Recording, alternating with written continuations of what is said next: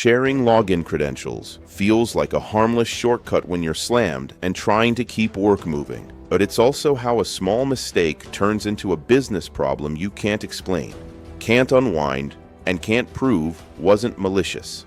The missing piece is one simple decision rule you can use under pressure. And before we're done, I'll give it to you. I'm Kevin, CEO of Sentry Systems. Today, we'll look at why sharing logins is a costly mistake for small business owners.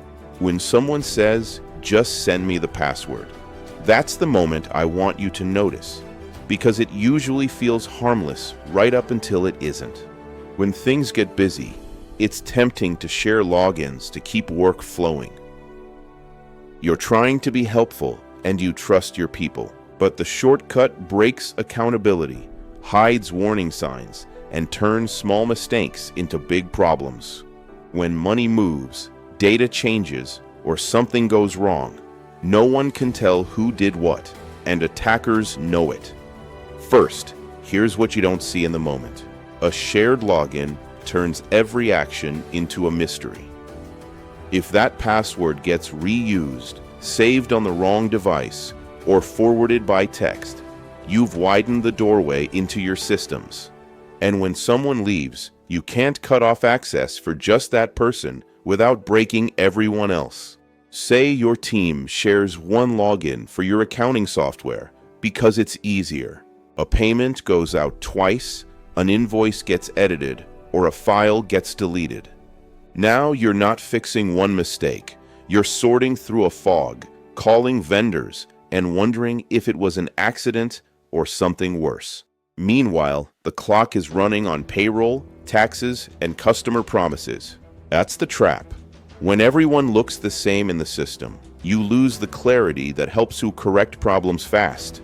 Second, this is where it gets expensive. When something suspicious happens, your bank, your software provider, your insurer, or even a key customer is going to ask, "Who logged in?" If your answer is everyone, your options get smaller and your downtime gets longer.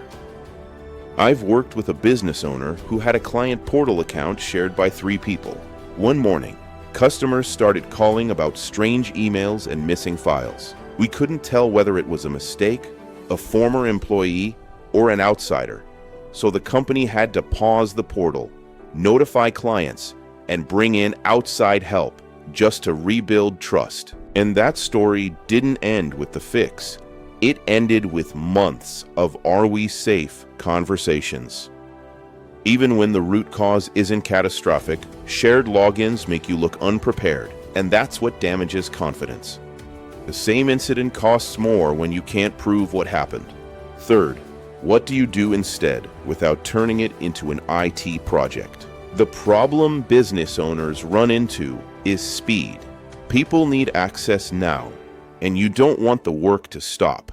But individual logins can actually make operations smoother because you can give the right access to the right person and remove it cleanly when roles change. Start with the tools that would hurt the most if they went sideways: banking, payroll, accounting, and anything with customer data. Require individual access there first. Then build one habit into how you run the business. When someone joins or leaves, you add or remove access the same day.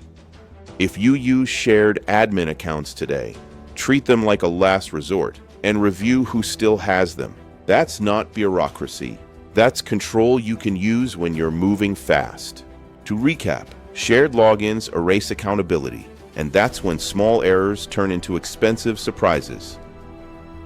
The fallout can be security issues, lost time, and a hit to trust you've spent years building. The decision rule you can use under pressure is simple: one person, one login. Start with the systems that matter most, and you'll get clarity, faster response, and a cleaner way to remove access when people leave. Remember, the decisions you make today shape the future of your business. Stay tuned for our next video, where we'll discuss another critical aspect of business security.